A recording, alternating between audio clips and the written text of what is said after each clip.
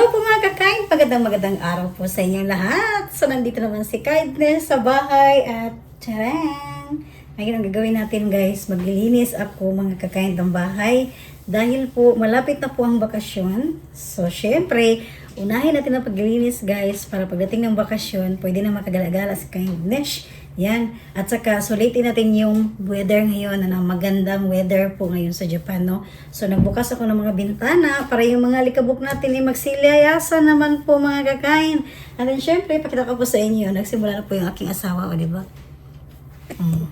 Wow. So ito yung ano guys, laking tulong ni Kindness, no? Ito yung maganda kapag tulong-tulong talaga sa paglilinis mga kakain. Yan. Dandahan ka ba kung bagsak ka dyan, ha? Hindi kita pwedeng maano. Mabigat eh. Ayan po. So, nandito ako ngayon sa sala. So, kung napansin niyo po sa mga nakaraang vlog ko, unti-unti po, no, step by step ang paglinis si Kindness mula sa kusina, tapos sa kwarto, sa mga walk-in closet natin. Ayan po. So, ganyan lang ang diskarte ko po mga kakain para magampanan ko po yung aking mga responsibilidad dito sa bahay. Ayan. Kaya ngayon naman dito ako sa sala guys, mag-vacuum ako. Yan, magpahid-pahid sa mga sahig. Alright. Okay guys, so sinulit ko no yung time ngayon. Para habang di wala tayong malakad pa. Ito yung ni Kindness, palilinis sa bahay. So mga itaas ang bintana, wala pa po. Dito pa kami ngayon sa baba. So, para unti-unti, no? Ito yung palaging binabahagi ko po talaga sa inyo. Ganito lang ang diskarte namin. Yan. So, sa mga itaas po, thankful si Kindness kasi hindi ko po talaga kayang gawin yan. So, at saka daw baka mahulog ako. Yan. So, thankful ako kasi may Prince Charming. May Prince Charming tayo, guys. Alright. And then, ito, binuksan po namin yung aming sliding door. Ngayon po mga kakain. Tapos, ayan. Yung aking bakuran po. So, magtatalim naman si Kindness. Excited na ako dahil nalinisan na po yan mga kakain, di ba? So, thank you sa inyong panonood. Dito naman kami. Okay? Wala pa mag-mask ka kasi alikabok. Yan. Ayan guys, so ito lang diskarte ni Kindness. Pahiran ko ito mga kakain. Lang kuro-kuro. Kasi maraming dumidikit na para mga tela-tela.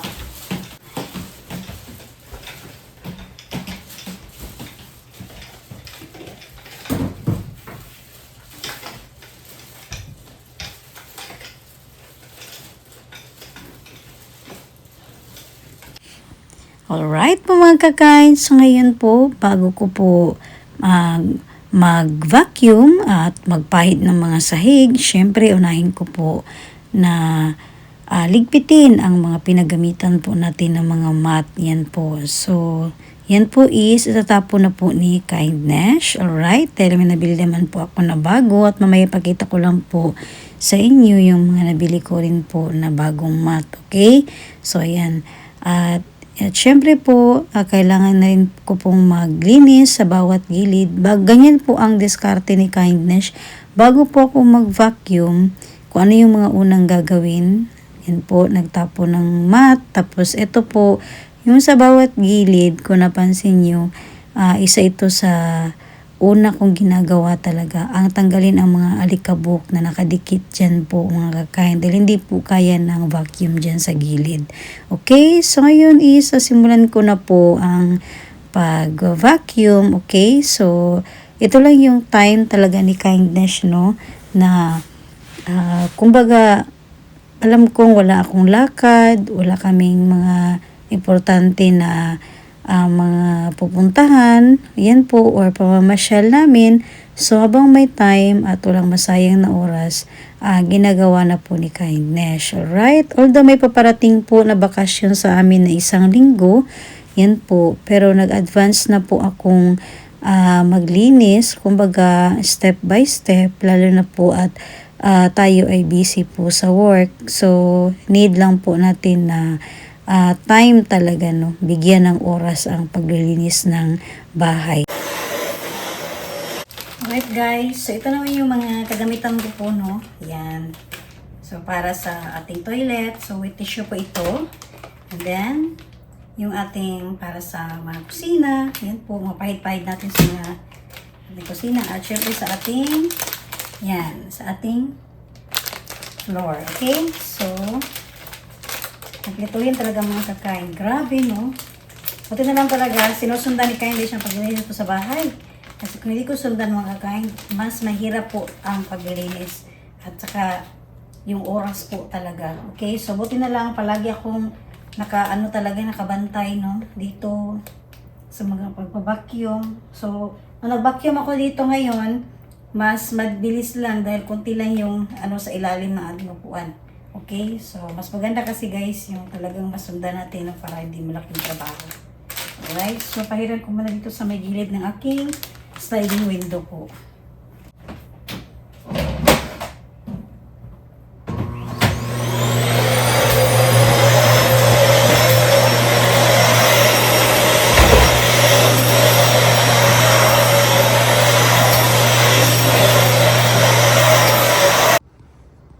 Alright guys, so ayan po mga kakain. So, konti lang yung alikabok natin dito banda guys. Ito po yung banda na kung saan nandito yung upuan natin. So, yun sa ilalim niya. So, dahil nga po, sinusundan kasi ni Kindness tuwing naglilinis po ako, no? Tuwing nagva-vacuum ako ng bahay, so sinusundan ko talaga siya. Yan. So, kung napansin niyo po, wala pong kaali-alikabok. Tsaka, higit sa lahat kasi nakasarado po yung ating sliding door dito mga kakain, kaya yung alikabok hindi talaga siya makabuelo. Ayan, palagi ito nakasarado kapag lalo na may mga work kami kasi nga sa Japan kasi konting ingat lang rin po kasi minsan yung asawa ko kapag gabi po siya, so it's better na parang safe kami, no, palagi niya itong binababa yung sliding door. Ayan, para kampante rin siya. Yan, na hindi natin alam, di ba po? So, konting ingat lang din po mga kakain dito. Kaya so, sinasarado niya yung sliding door. Then, nilalock niya talaga yan. Okay? So, parang may double lock talaga siya. Okay? Yan. So, ngayon, tinaas namin dahil nga naglilinis ako. At, konti lang talaga ang dito sa Japan, hindi naman gaano talaga karaming alikabok sa bahay, no? Kasi nga po, kung napansin niyo po guys, sa bahay ni Kindness, ayan, talagang nakasarado po. Yung mga bintana namin, naka-close din po yan. Kung sakali man na naka-open, yan po, may screen pa rin. Yan. So, may mga screen kami dito kahit naka-open po siya.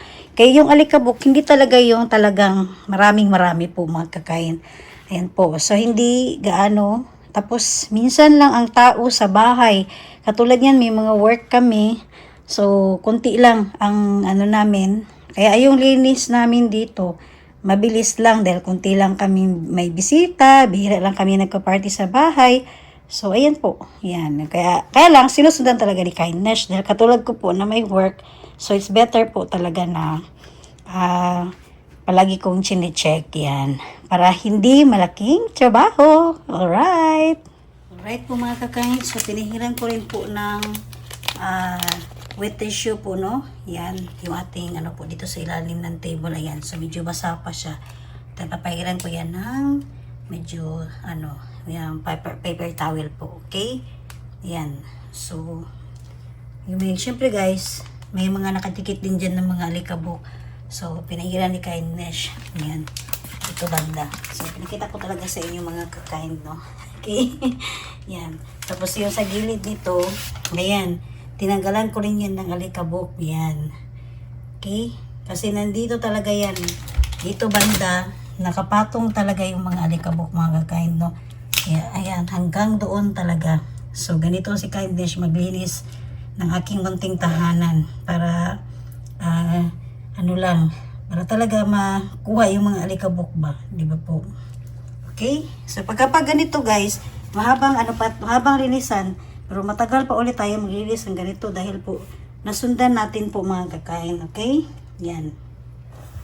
Tapos po, yung lahat ng upuan ni Kindness, ayan, itong 4 po na upuan ko po. So, itong niya, pinakailalim po mga kakain. Ayan, pinahiran ko na rin po nito. Okay, yung wet tissue. Kasi yung mga ilalim, may mga nakadikit na mga buhok-buhok, may mga nabubuong mga, yung mga tila-tila, parang alikabok na rin siya. So, lahat po yun mga kakain, ayan, tatanggal ni Kindness, ayan. Kasi eto kasi guys, ayan para sa kalaman po ng lahat, no? Dito sa Japan, may mga purpose po. Kung nakita niyo po ba, ito, may puti siya sa ilalim. So, kahit igaganyan-ganyan natin, hindi na sisira yung sahig natin. Yan. Kasi po, may nilagay po yan na mga protection. Yan po. So, ito yung isa mga bahagi po ni Kindness pala sa inyo, no? So, kahit anong grab natin sa upuan, hindi pa siya talaga nakalapat sa ating floor. Okay? Dahil po, may nakalagay po na protection. Yan. Sa ating mga upuan. Okay? Yan. Lahat po yan mga kind, meron po yan. Yan. So, ano kasi yan, parang sticker siya pero makapal. So, parang nakapatong pa rin yung upuan natin. Right? So, sinadya po yan para iwas po na masira yung mga sahig natin. Okay? So, ayan po, nilinisan ko po mga kakain lahat. Mga upuan natin. O, diba? Time is gold talaga kay Kindness. Kasi ayoko kasi maglilinis ng ganito, linis lang. Gusto ko lahat talaga dadaanan natin. Di ba po? Kasi yung alikabok, lahat, dinadapuan yan. Okay? Kaya ang hirap talaga maglinis, no? Sino ma-relate dyan? Ang hirap talaga. Alright? So, ayan po mga kakain.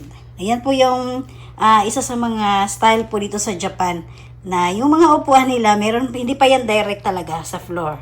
Ayan. So, ito sa mga binahagi ni Kindness. Alright po mga kakain. So ngayon po, nandito naman ako sa aking kusina, no? So, tapos na ako magpahid-pahid doon bandang guys. Yan. Sa ating mga sahig. Yan po. So, natapos sa vacuum. So, dito naman ako. Alright? Yan. Sa kusina naman po tayo mga kakain. Okay? So, maliit ang bahay ni Kindness. Pero grabe ang bilisan guys, no? Ayan. Tapos, nagdanan din po. Ayan, tinignan ko rin po yan mga kakain. Okay? So, sa itaas naman, tumulong na yung aking kama. Nandun sila sa kwarto, guys. So, ayan lang ang diskarte namin mga kakain, no? Ayan po. So, pahid-pahid sa mga sahig. Lalo na po, guys, sa kusina talaga.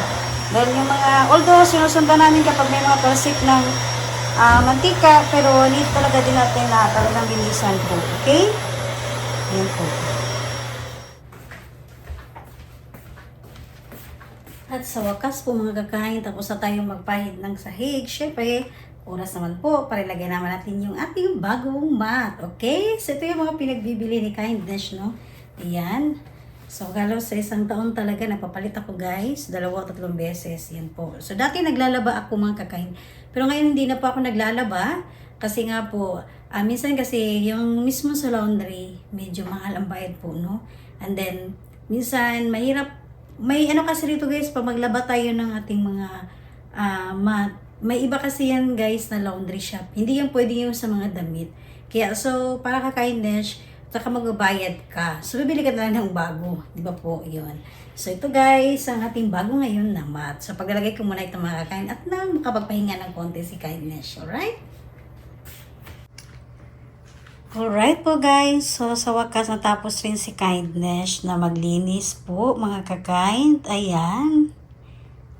So ito po yung aking munting tahanan po. So medyo maliwanag na dito mga kakain, no? Madalas nakikita nyo po may mga dyan, mga iba't ibang bagahe, mga kung ano-ano po. So dyan talaga minsan kapag entrada, namamalengke o ano pa man, may mga pinapadala. So, dito talaga yan madalas, guys. Pero ngayon, nakakip na po iyon. Ayan. So, dahil naglinis po tayo.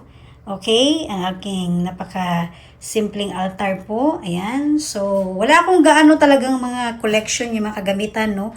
Ayan po kasi, depende po siguro sa hilig. Ayan. So, ano lang yung mga ni Kindness.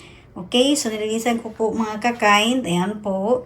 And then, ito naman po guys, sa sala natin. Okay? So, yung mga ilalim po, yun talagang pinaka-importante sa akin ngayon, no? Yung sa ilalim po ng sala natin, yung sa mga upuan, sa mga floor. Ayan. Then, sa mga sound system natin. So, tinanggal natin ang alikabok. Pati doon po, yung salamin. Ayan, o, diba? Makintab na. So, thankful ako sa aking husband. Tinulungan niya talaga ako dyan sa itaas, guys. Yan po. So, at sa ating sliding door po doon. Ayan.